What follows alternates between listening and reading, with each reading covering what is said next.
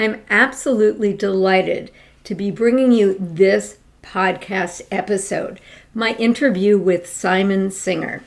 Now, a lot of us are really interested in figuring out how we can leverage technology, AI, or social media in order to accelerate our growth. However, today we're getting back to basics. My guest, Simon Singer, has a long and successful career in financial services. And he is a master at relationship building and a master at the language of the sale. And that's what we will be sharing with you today. Welcome to the Engaging Doctors Tools for Success podcast. Here you will find tips and tools to help you, a financial advisor, successfully attract, engage, and serve more doctor clients. I'm Dr. Vicki Rackner, your host. I'm a retired surgeon who has helped financial advisors grow their business by working with more doctor clients for the past 15 years. But I think what we forget is success is based in some basic skills. Mastering relationship building, mastering the language of the sale. And when I think about masters of those two skills, I think about you, Simon. So I want to thank you so much for being here. Just so the viewers know, I met Simon Singer over a decade ago. Simon was launching a new initiative to really give financial advisors the old world leadership and skills that support success. He founded the Center for Tax Strategy and Resources in 2019. So specifically, he provides practical education and mentorship and marketing. So he's really about helping financial advisors achieve higher levels of success. He's gotten pretty much every industry honor, and he's a Renaissance man. He does so many really, really interesting things, like being a child media star and also achieving really high levels of achievement in sports. So, Simon, welcome. We're so happy to have you here. Thank you, Doctor. As you know, it's always a pleasure to see you, hear you, talk to you, listen to you, et cetera, et cetera, et cetera. So tell me how I can help.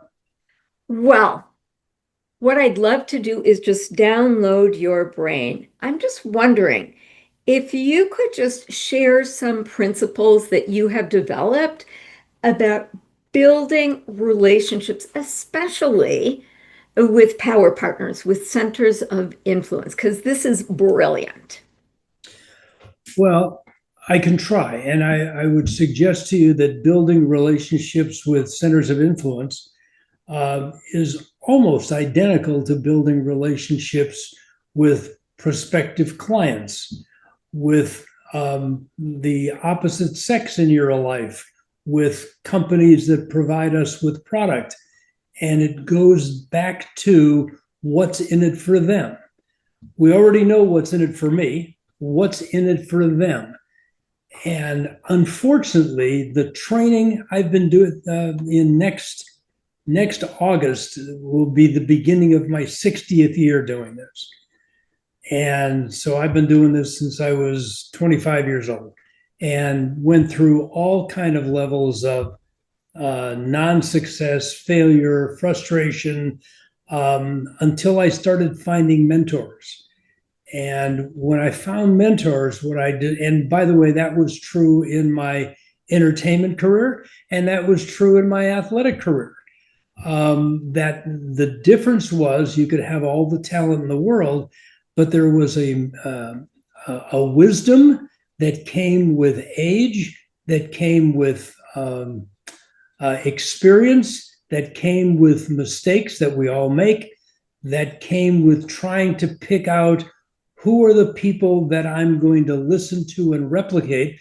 I'm gonna change that, because you should be listening to everybody, because most everybody has some wisdom to be able to enhance who we are, and then pick out the parts that are appropriate for you and master them and become better and keep using the same things and enhancing and getting better. So if I want to go talk to a CPA, because that's a major reference point for people that are trying to create strategic alliance partners, I typically, first of all, they're a very difficult class of people for people in our industry to work with.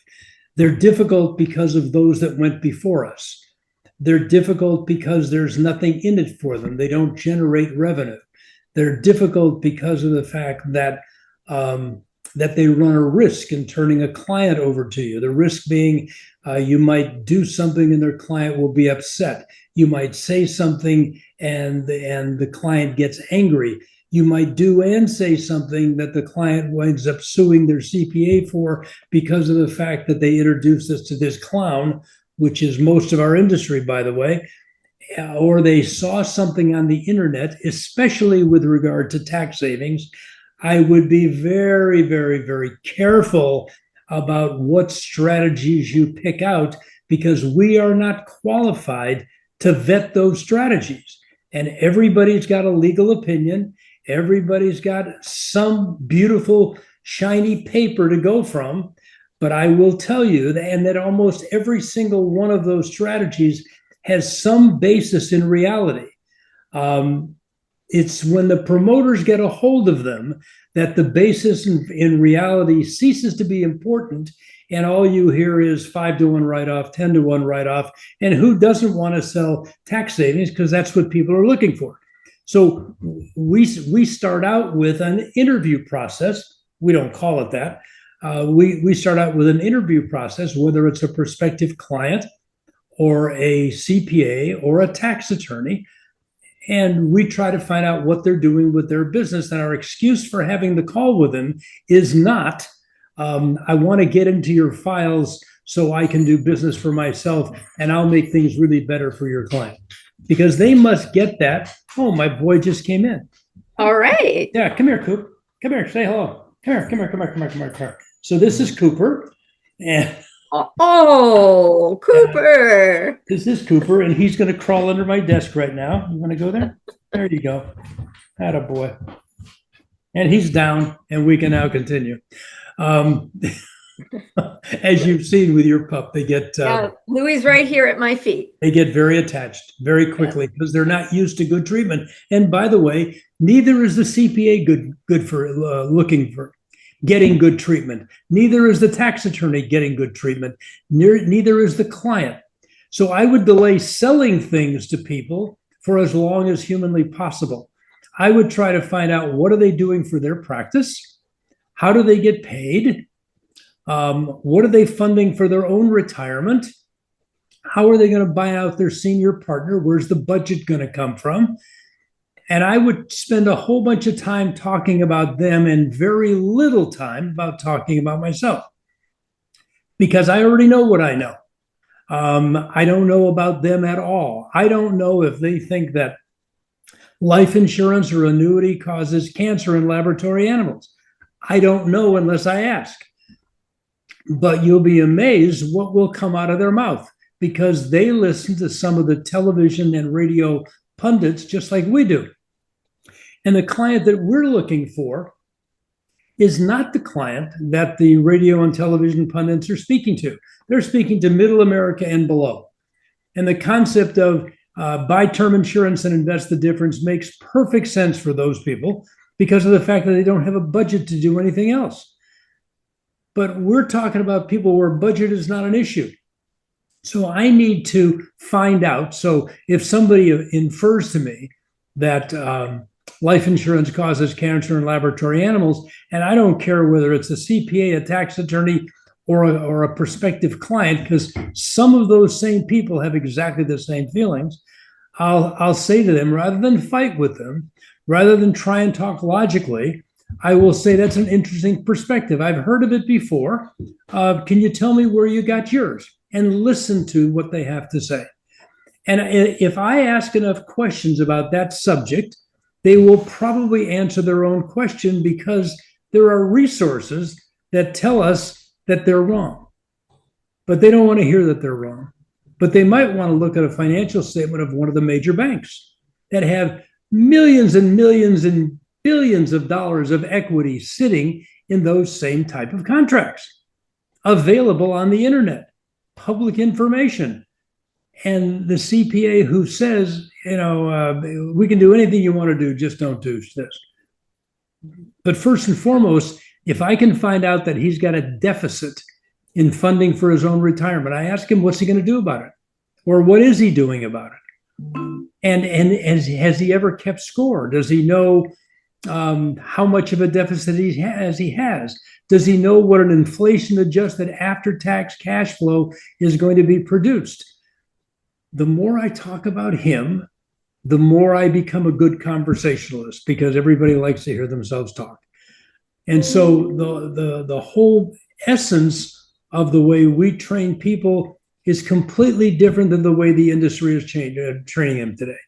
They're talking, if any of your listeners have been to, whether it be a mutual fund, an assets under management firm, a life insurance company, or an annuity company, everybody can find some place in their portfolio of products where they're the best. Okay? And nobody's the best because the products that we use today don't have much in the way of guarantees. And so the only way we're going to find out who is the best is if we're at the finish line looking backwards. And then we could tell 40 years ago who was the best. So you do your best you can. But I wouldn't talk strategies. I wouldn't talk product. I would do research on them, just like when you walk into a doctor's office. When you walk into a doctor's office, a doctor has a process. And you're going to give them all kinds of information, including information to the woman who's sitting behind a sliding window, who gives you a clipboard and any number of pages that you have to fill out about everything that's going on in your life, all the drugs, all the medications, all past injuries or illnesses, etc. And when you hand that clipboard back to her, she will then have more information about you than your family does, more information about you than your wife does, more information about you than your mother does. And this is not a medical professional. This is a secretary, male or female. And then a nurse is going to come out and she's going to ask the same kind of questions all over again. She's going to take your blood pressure and your height and your weight and maybe a few measurements. You still haven't seen the doctor, and now there are two people that know more about you than your family does. The doctor comes in, reviews the same information, and says, I think we're going to have to do some additional tests. He hasn't given you a diagnosis. He hasn't given you a prescription. He hasn't given you a regimen as to what you have to do to feel better. Our industry is the only one that we think we have to give instantaneous answers to client questions. So if the doctor says, well, tell me about your symptoms, say, doctor, it hurts when I do this. Well, that can be any number of things. That can be a shoulder, that can be a rib, that can be a neck, that can be a back. That can be a disease, it can be an injury. There's all kinds of things it can be, but he's not giving us an answer. Because to give us an answer at that point is committing malpractice, is it not, doctor? It is. And I'm loving what you're saying, Simon. The people in this community are specifically interested in building business relationships with doctors. Sure. So what you're saying really resonates with me as a retired surgeon. But let me tease out what you were saying. So you're the master of triangulated relationships. So you've got the CPA or the tax attorney on one end. You've got the doctor prospect whom everyone is serving. And then you have you. And you were sort of combining ideas about speaking with both, I'm just going to call them the CPAs or tax attorneys, and the doctor. So where do you break into this triangle? Is your major focus working on the CPA, the doctor prospect or both? Well, it depends on the situation. So let's start with the prospect doctor, who are very difficult to get appointments with, very difficult to get time with, and are very good at shuttling us off to another advisor because they don't want to be bothered in talking about financial things because that's not how they were raised. And they will shuttle us off. But when I get shuttled off, I want to get shuttled off to a CPA formally. I would say to them something to the effect of, Doctor, before the doctor brings it up, I said, we will not do anything without the approval of your existing advisors. So I want to get a letter of, not a letter of recommendation, but a letter of authorization for them to be able to share information about you, because there are privacy issues. Just like there is in your practice, doctor, there are privacy issues with a CPA and much more privacy issues with a tax attorney or an attorney of any type. So and that letter would say something like, we've been speaking with Simon Singer and his firm, the Center for Tax Strategies and Resources, and I want to assure you we have not brought them in to replace you. It's just that we bring a unique skill set to the table and ask that you give me your full and complete cooperation sincerely. And armed with that, and if you charge fees, then maybe a fee agreement also, even if it's for $1. And then you'd be talking with that CPA about your mutual client. He doesn't need to know that it's not really a client yet. And say, here are the things that I discovered in my discovery with our mutual client. What do you think we ought to do? And usually, especially a CPA, may have a couple of ideas, but they won't have anywhere near the library of information that our people have, that your people probably have as well, because we have no product and we have no tax law and we have no strategies that everybody else doesn't have. So the second somebody comes along and tells you that they've got something that nobody else has, I would run, do not walk to the nearest exit, because there is no such thing. The tax code gets enlarged, but the strategies get compressed, and everybody's got the same strategies. Now, we are of a mind to say that if you time, combine, and sequence various strategies, you might wind up with an exponential result. But the individual components didn't change. It's just, how do you put the pieces together? So, for instance, a charitable remainder trust, a family foundation, a life insurance policy, an irrevocable trust. Those are all 4 separate items. But if I put them together, I might get an exponential result. And I might talk about it in a language that does not define exactly what the component actually is. I might call it an enhanced income trust as opposed to a charitable remainder trust. Because to some people, charity means I have to give things away. If I give things away, I'm poorer. If I give things away, I lose control. If I give things away, I disinherit my children, and I can't change my mind. Life insurance means I have to die to win, et cetera, et cetera, et cetera. So I might ask them questions. I mentioned that before. Did you know that capital gains taxes are voluntary? Did you know that estate taxes are voluntary? Did you know that if you voluntarily opted out of both capital gains and estate tax, the government will actually give you a current income tax deduction just for opting out of those taxes? Were you aware of that? They'll say, no, no, no. And you say, I'm not done. If we set up these buckets, not trusts, if we set up these buckets correctly, you'll be able to invest and reinvest 110, 120% of what the value of the asset is and not pay taxes on the gains again. You'll be able to draw out as much or as little income as you will like. You will pay taxes on what you draw out.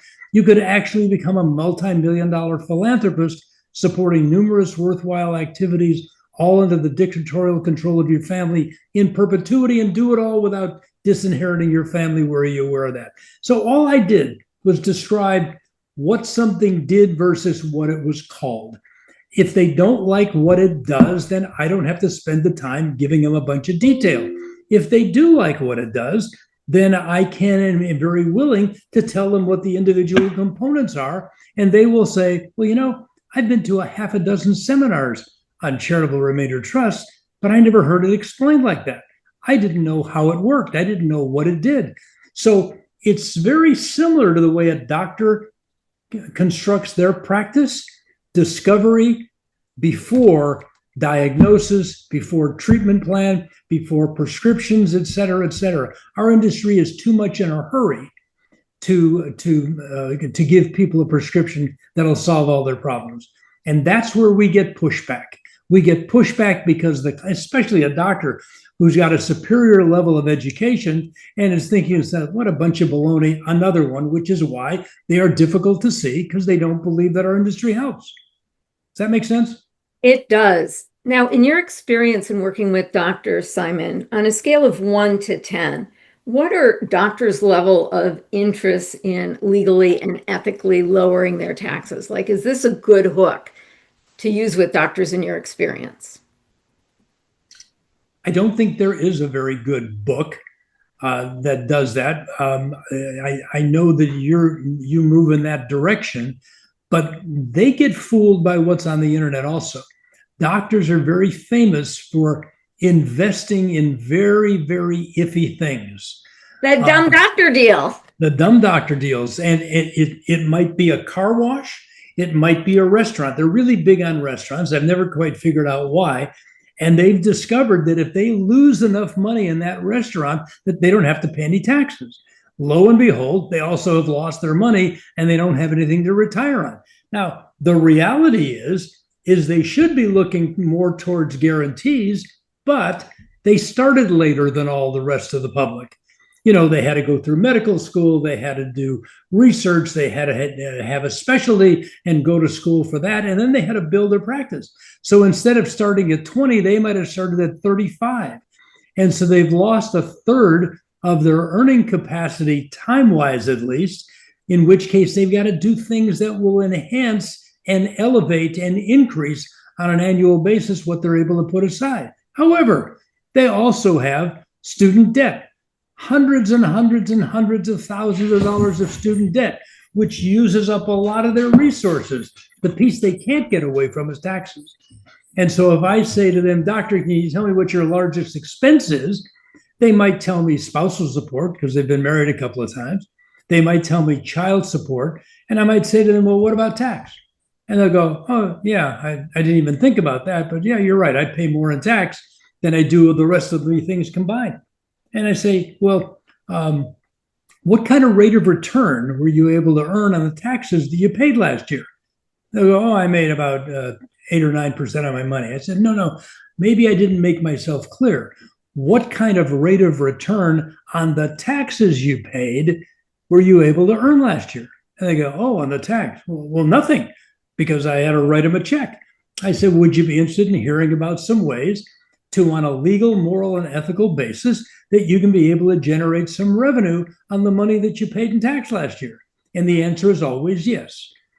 Well, I'm not going to speak to you about those without involving your tax attorney or your CPA. I'm going to need a letter of authorization that I described earlier. And then we can discuss what your situation is and how we as a team might be able to help. Does that help? Absolutely. So, Simon, as you approach the CPA, how do you build a bridge rather than building walls? Well, I have found the best way to be accommodated by a CPA is to get introduced by a tax attorney, because they look down to our industry. They look up at the tax attorney. So tax attorneys are also looking for where's our next case coming from. All right. And they typically are looking to CPAs. They have a drawer full of CPAs, or they used to have a Rolodex, no more, of CPA numbers. And which one of the CPAs do you think are the most proactive? Because I am very good at helping tax attorneys generate more revenue for their practice. The tax attorney is going to say, how do you do that? And the tax attorney says, well, I'm allowed to brag about you more than you're allowed to brag about yourself. And I don't think that CPA knows all of the things and all the capabilities that you have in your practice. And if you'll do nothing more than give me a referral to them, and I'll describe what kind of CPA I'm looking for, I can act as an adjunct business development department for you without you having to pick up the phone, without you having to diminish yourself by begging for someone to send you cases. I can just have a conversation with them. But you've also been able to elevate me, because if I'm getting a recommendation to go talk to the CPA, effectively you're letting me sit on your shoulders, and I have more credibility than if I go knock on the door on the CPA and tell them the same thing. I can act as an adjunct business development department. How? Depends on how they get paid. I can develop more hours. I can educate you on how to charge more than the person across the hall that you're in competition with. I can help put a fence around your practice so that a large or a mid-sized CPA firm doesn't come along and gobble up your clients. I know how to do those things that you don't have any training for. You intellectually, you know how to do it, but physically you don't have the time. So I can do that. But the introduction is most important. Setting the stage is most important. And if you look to the entertainment business, when you attend a movie, okay, you first make a choice. Do I want to pay the cost of seeing the movie, which means I have to put up $15 to go get a ticket? And then I hope that I enjoy the movie. I had another choice. My other choice is I can keep the $15 in my pocket. That's my benefit. My cost is I don't get to see the movie. But there's always a cost and there's always a benefit. Well, that's a conversation that tax attorneys and CPAs intellectually don't understand, despite the fact that they participate in that very decision-making process every single day. Every time they make a phone call, every time they have a relationship with a client, we're better at conversations than they are. They're educationally smarter than we are. So why not? Why not mix and match those pieces? So what kinds of results do you actually help CPAs and tax attorneys get? How much do you add to their bottom line? Well, I can tell you the range of magnitude. How about 0 up to 2 or 3 times what their gross revenue is? One of the tax attorney that I work with was very willing to tell people that I saved him $500,000 a year because he was able to get rid of one attorney. B, by just acting as the nerd tax attorney, not the communicator. He allowed me to do the communication, but he would sit on the side, take notes, and verify that what I was saying was, again, legal, moral, and ethical. Hate to repeat myself, but those are important things to doctors, CPAs, and attorneys. Mm-hmm. And that he would accomplish 50 to 100% more for the client base because he didn't have to take his tax attorney hat off and put his communication hat on. He has no training in that at all. 0. And likewise, it's easier for me to say, you're very fortunate that you came into this room, because coupled with your CPA who I want there, or your family, or the tax attorney, et cetera, that we as a group can accomplish more than you're going to be able to accomplish on yourself, or even just with your attorney and CPA. We have to answer the problem of what's the cost, but by the way, he doubled his revenue, saved $500,000 and doubled his revenue. And one of the preeminent tax attorneys, you've met him, one of the preeminent tax attorneys in the country. Okay, so far you've talked about a conversation you have with the doctor prospect. You've talked about a conversation you have with the center of influence, be it a tax attorney or a CPA or a combination. Both of these conversations are successful. What's the step after that? Follow through, communication, trust, which is built over time. You might even say something like, look, I know what I've discussed today sounds like everybody else that's knocking on your door. I understand that, especially the CPA. CPA probably gets 10 people knocking on his door or making a phone call every single week. I said, why don't we run a little beta test program? For instance, how many of your clients that you know of have at least a couple of $1 million in their pension or profit sharing plan or their IRA? They'd be disturbed if they heard that And by the way, the same conversation goes on with the doctor. And I've got a lot of doctor clients. That's Mm-hmm. not fair. I have a lot of very wealthy doctor clients. Okay. Yeah. And so they've got a couple of $1 million. They would be disturbed if they knew that they don't need the money any longer. They did when they first started practice, but they've been able to accumulate a lot of outside assets now. So the qualified retirement plan is a wonderful asset for accumulating money, but a horrible asset for making distributions and for estate planning to your heirs. And how many of you would be disturbed if you knew that 70% of the money that you've got in there is going to go to the government's choice of children and charities, not yours? What are you talking about? Well, it's never been taxed. So you've got an income tax and you've got an estate tax over and above whatever the lifetime exemption is. Right now it's $15 million each, or at least January 1st it will be. And so they're not convinced that they're only going to get 30% of the money. So when you're out there running risk trying to generate 15% yield on your assets, the reality is you're going to keep 4% and the taxing authorities are going to keep 11%. Is that what your plan was? Well, no, I was never aware of that.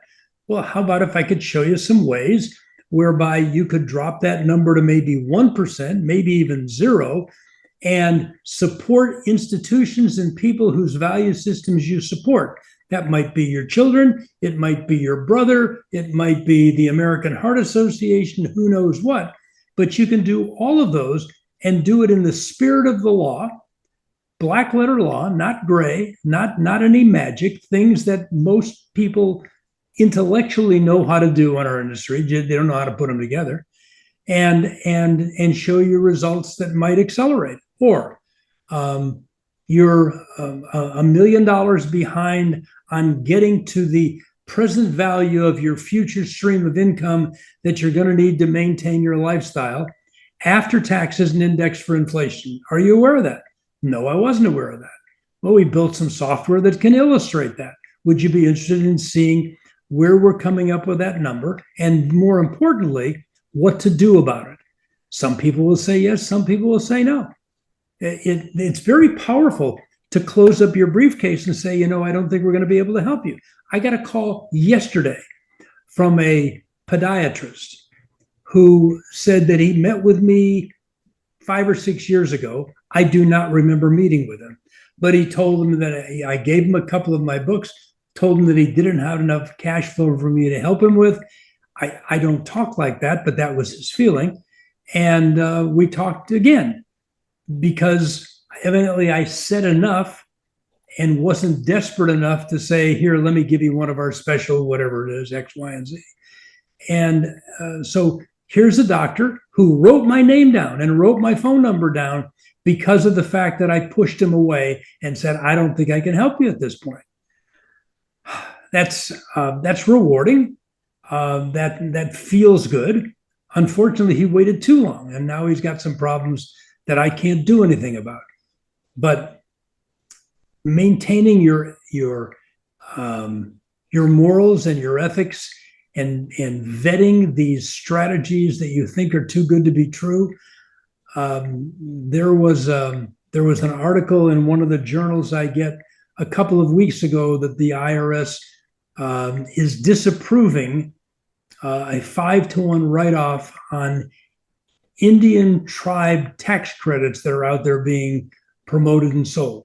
Doctors will gobble that up like French fries because they love that deal. And my goodness, there's an opinion letter from a large law firm. But what they don't grasp is that it truly is so. If it seems like it's too good to be true, most times it is. And the promoter will be long gone. The Internal Revenue Service is not long gone. I've seen where they take 5 and 6 years to disallow deductions and add back in interest and penalties because you can't rely on that legal opinion because of Circular 230, which basically says you can't rely on that opinion letter that you got from the law office. So picking your partners well is important. It may not seem important initially, But long term, if you plan on being in this business, especially with doctors, because it's such a small community, they talk to each other. They talk to each other at meetings. They talk to each other playing golf. Guys who own clothing stores don't necessarily do that. They're more isolated. Doctors are a very interesting community. I think I told you the story about we had a CPA recommend a doctor who was a member of a group that eventually was acquired. And there were 7 members of the board of directors, including the CEO. And we spoke to each of the members, and none of them would do anything until the CEO said it was okay. Interesting. I've never experienced that before. But the doctors who were practicing and owned small pieces of this entity wouldn't do anything without the CEO, and the CEO doesn't say yes to anything, but I got the CPA over here, and I got the tax attorney over there, and I've got my communication ability sitting in the middle, and all of a sudden I'm not some yo-yo who's telling them some holier than thou program that won't work for anybody. Not only does he tell the other 6 doctors that it's a good thing to do, he does it himself. All right. And only one of the board of directors didn't come with us. The other 6 did. And it was because of the influence. It was actually a group case, even though it was all individual practices.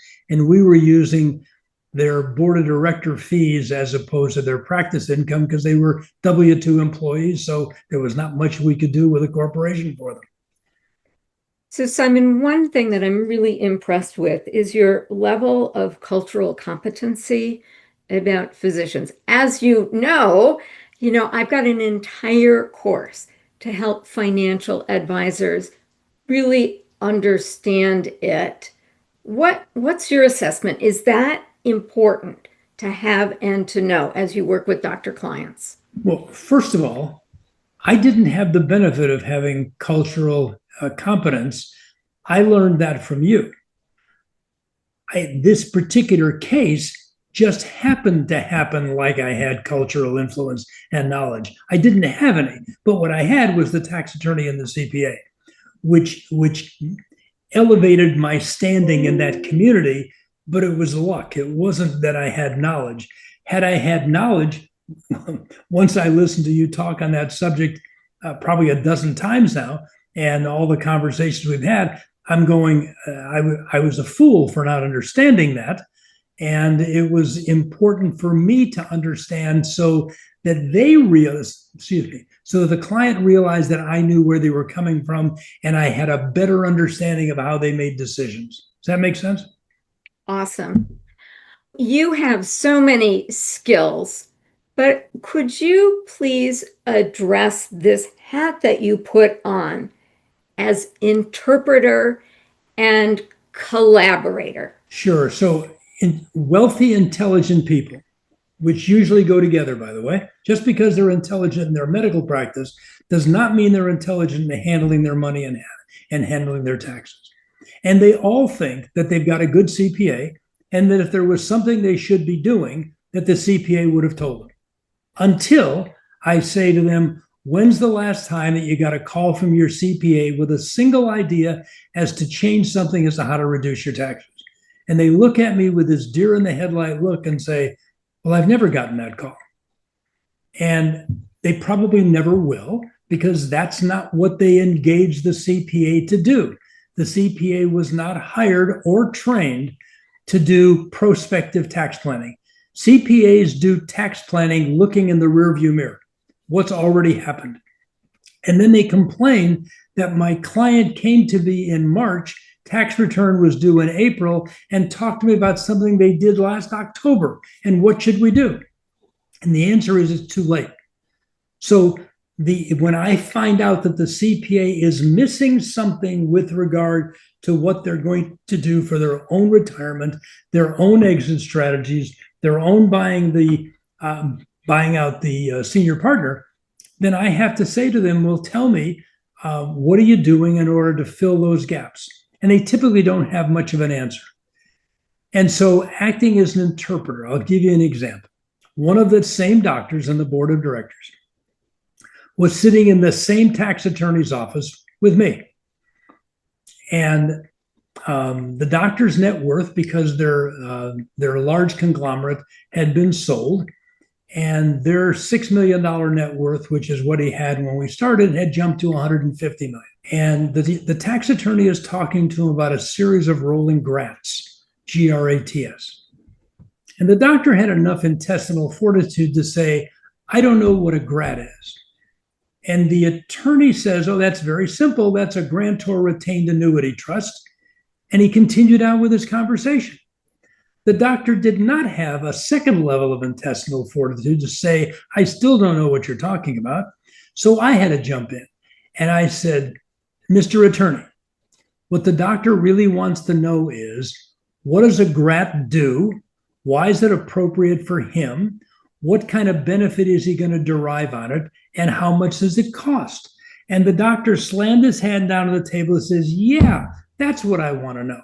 So the doctor didn't ask the question correctly, and the attorney couldn't possibly have thought that he had explained it sufficiently, but my question said to him, I need more information.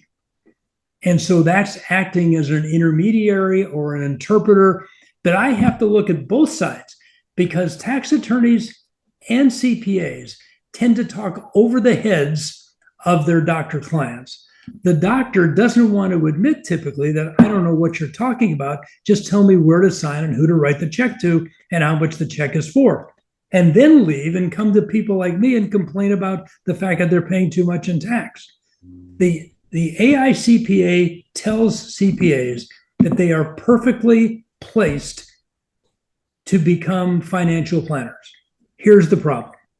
The problem is the AICPA also tells CPAs that you are the most trusted advisor. Whether they are or whether they not is up for discussion. But the second they take that CPA hat off and put their financial planner hat on, they are no longer the most trusted advisor. They are now somebody else who's trying to sell the doctor something. Mm-hmm. So we have worked out a program that I call second man in the room, which is we let the CPA keep his CPA hat on, and he brings in a specialist, somebody like me. He brings in a specialist to help both the doctor and the CPA what's new out there, what they could do to help their situation. CPA stays on the side of the table with the client. CPI keeps his CPA hat on and says, we are going to review what this young man has to say, and when he leaves, we'll talk about whether it's appropriate for you. Now, I would have had to educate the CPA as to what the recommendations were going to be, and I tell the CPA that you've got 100% veto power. So if you don't like something and I can't convince you that it's legal, moral, and ethical, the client will never hear about it from me. So I have to make them feel comfortable in maintaining their place, giving them, but if I get the proper cooperation, the CPA can't kill my deal because the CPA has been involved in the creation of my deal because he's been authorized by the client to assist. I want him to insist. I want him to assist. I want them to be part of the game. I don't know if I answered your question. Great insight. I appreciate that. Hey, Simon, there's some new data out that suggest that half of physicians are doing their own taxes. They're not even working with a CPA. How would you approach that physician? Well, I think there's probably online courses that will put them in a position where they feel qualified to do their own taxes.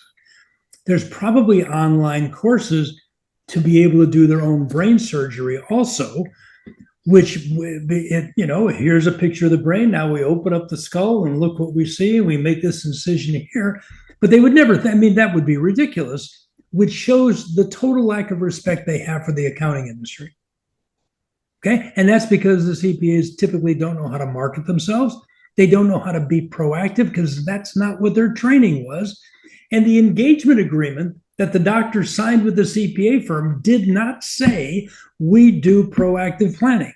It says we'll do cash flow analysis, we'll do financial statements, we'll do your tax return for you and your 75 different entities. That's what they get paid for. And just because the word tax is attached to it The doctor wants to think that they do everything. They think they're just like the general practitioner who also specializes in brain surgery, which is ridiculous. But until you bring that up with a question like, when's the last time you got that call from your CPA?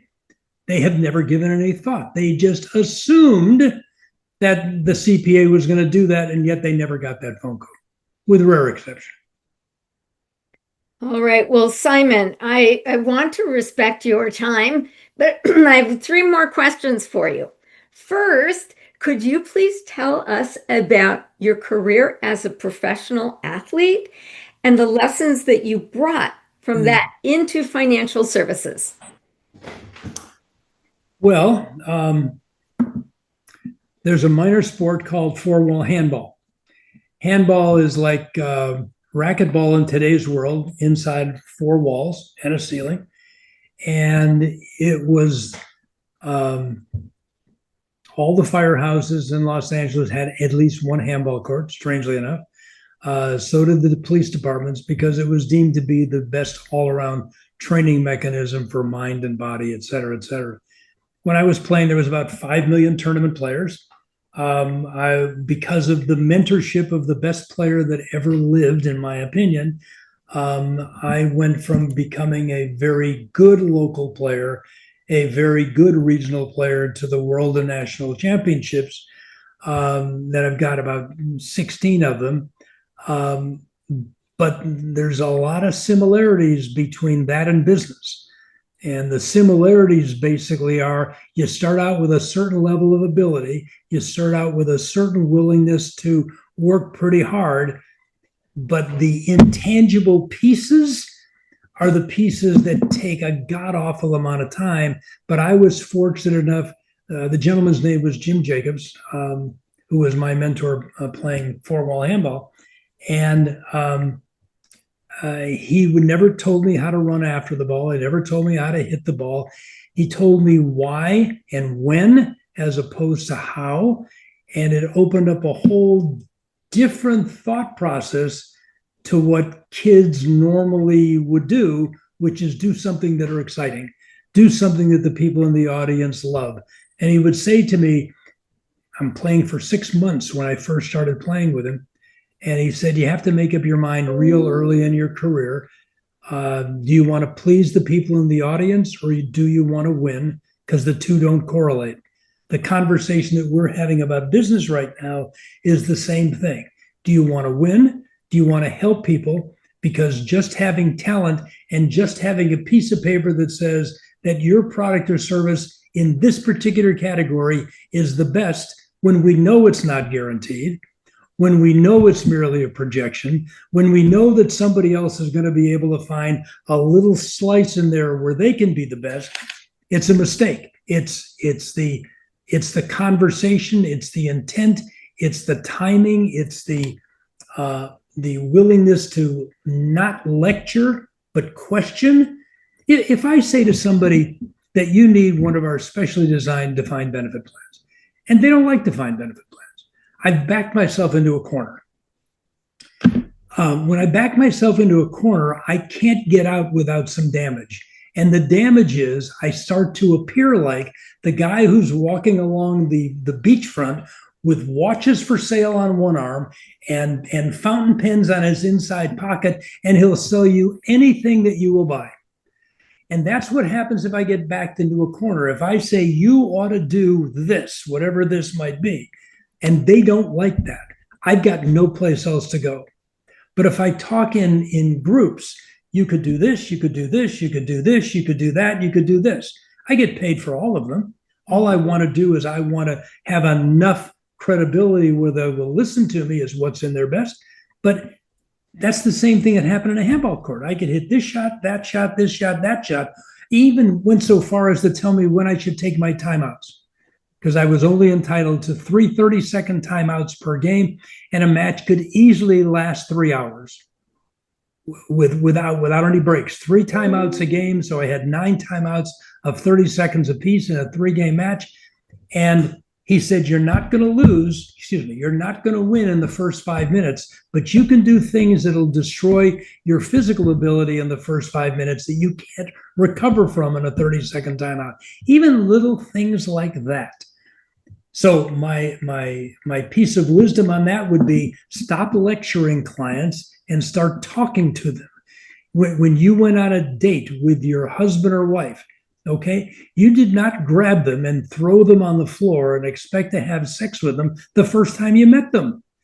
Yeah, there was a vetting process. There was a getting to know each other process. There was understanding process. Because if you did try to do that, the bottom line is you probably never would have seen them again. And the same goes with doctor clients or clients in every industry. They're better at pushing us away than we are breaking through their resistance. And the reason that they have that resistance is all those people that went before, all those people who threw them on the ground, all right, and tried to have their way with them. If you act the same as everybody else acts, you're going to get the same results that everybody else gets. To think differently is the definition of insanity, doing the same things over and over again and expecting to get different results. It just follows through.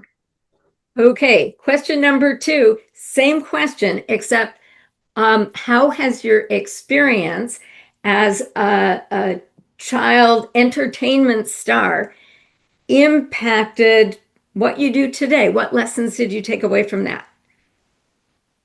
Yeah, that's a little more difficult, actually, because I started when I was about 6 and went until I was about 17.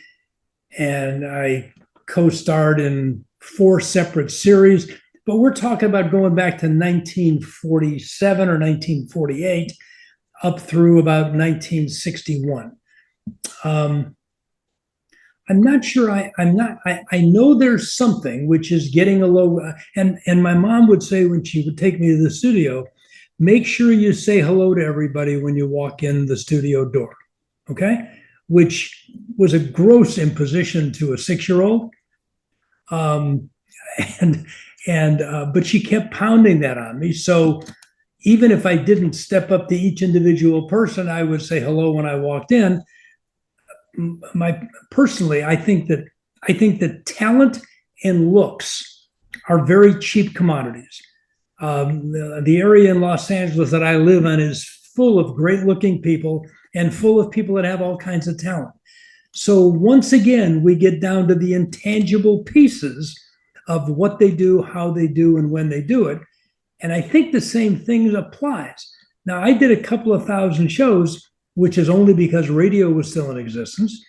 And I got a chance to work with 2 of the biggest stars at the time, which most of the audience will not know.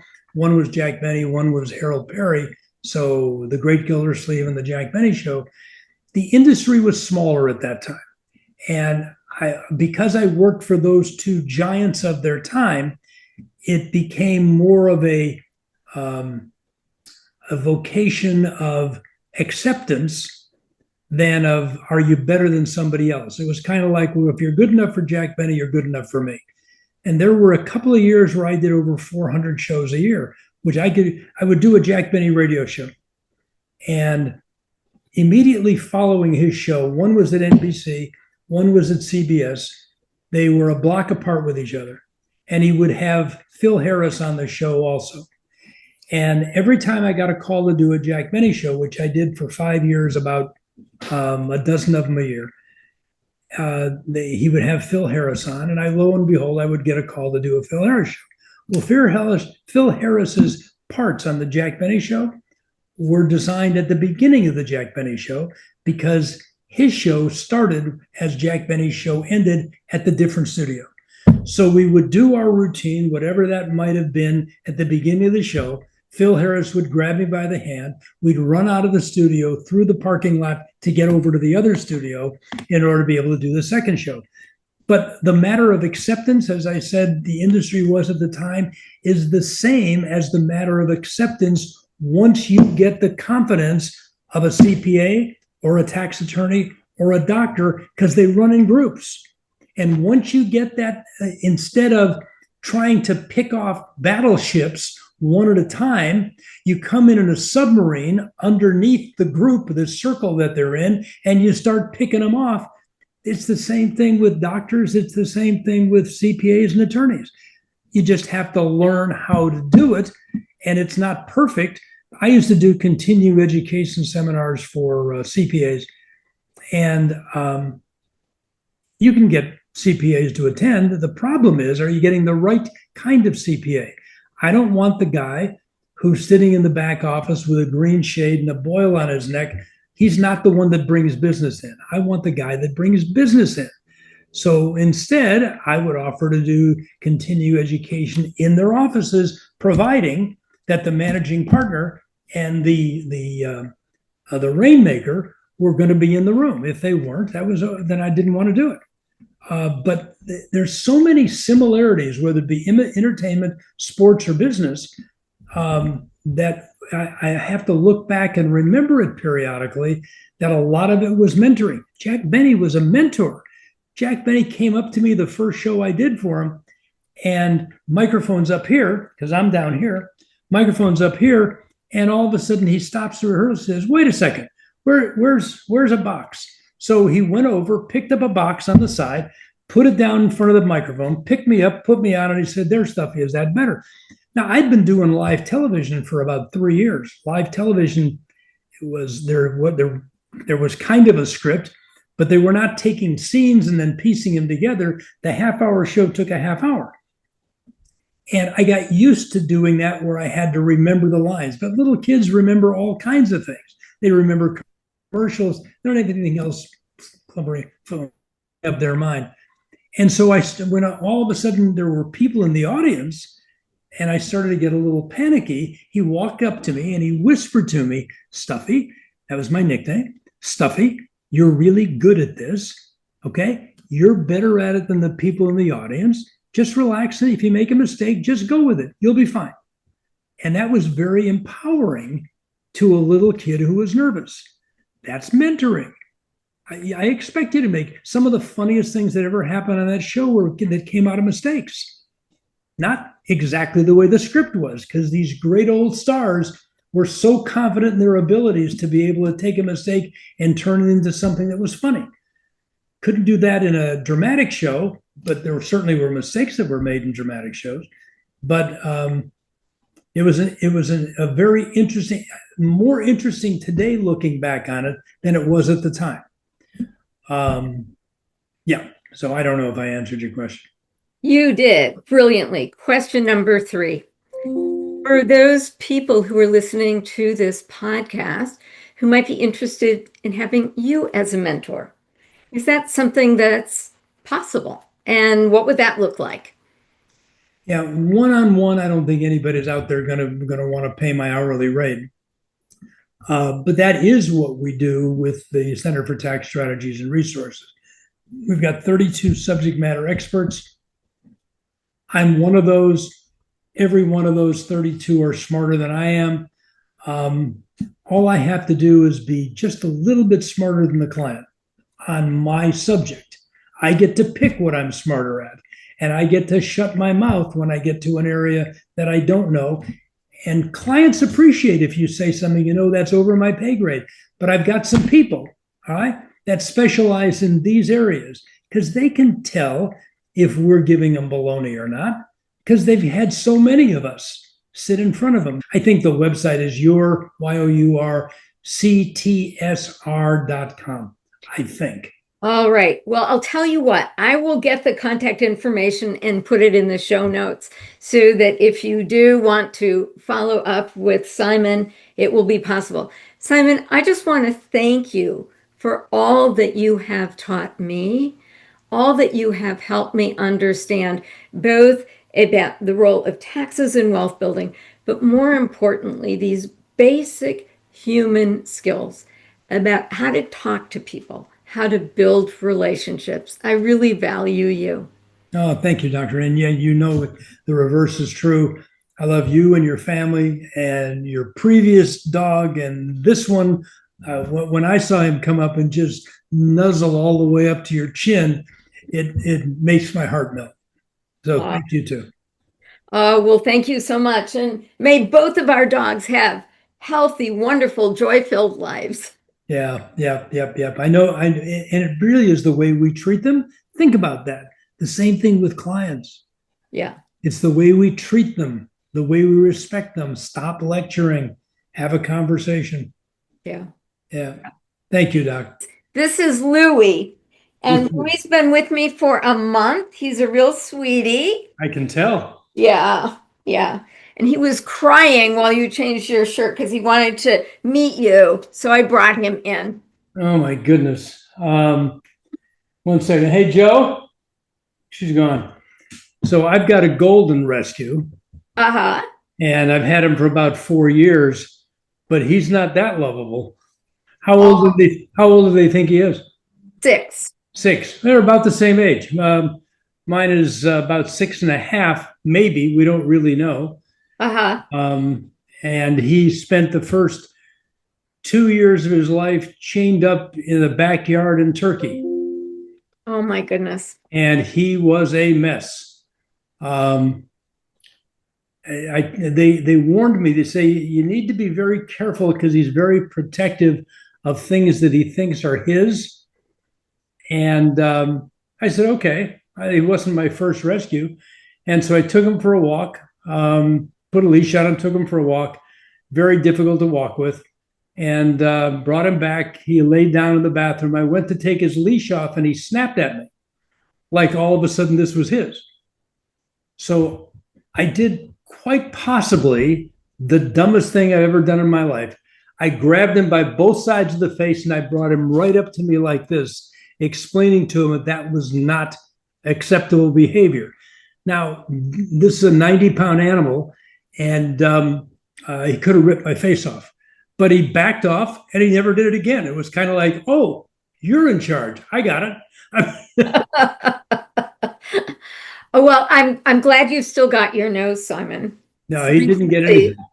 That is great. My favorite bumper sticker, Lord, help me be the person my dog thinks I am.